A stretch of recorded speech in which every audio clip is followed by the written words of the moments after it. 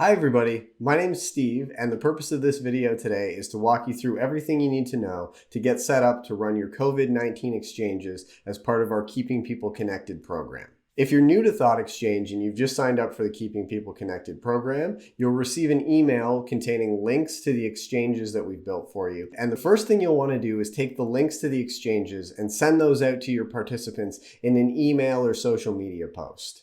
One thing to keep in mind is that the key to a really good thought exchange is getting a lot of ratings on the thoughts that are shared. So we encourage leaders to send out between 1 and 3 reminder emails while the exchange is open, encouraging participants to come back and rate new thoughts that have been added since they first participated. The more ratings you get, the more reliable analysis you'll be able to do on the final results that you get.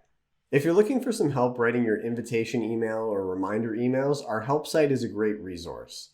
The address for the help site is get.thoughtexchange.help, and it includes a lot of great resources about putting together communications material or just how an exchange works in general. One article that's particularly useful is this one here about writing invitation and reminder emails. It includes some sample invitation email text as well as sample reminders. A good tip for creating engaging reminder emails is to include some visual information about the exchange so far.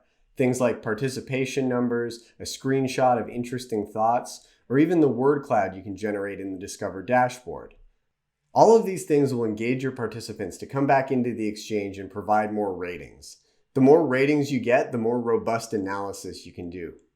Another great resource for new leaders are the virtual events that we run through our main website, ThoughtExchange.com. Here you can click the events page to review our events calendar and sign up for any virtual events that you think would be useful. We regularly run getting started workshops and masterclasses where you can learn tips and tricks from experienced exchange leaders. So that's all for this video. Thanks for watching and good luck running your exchanges.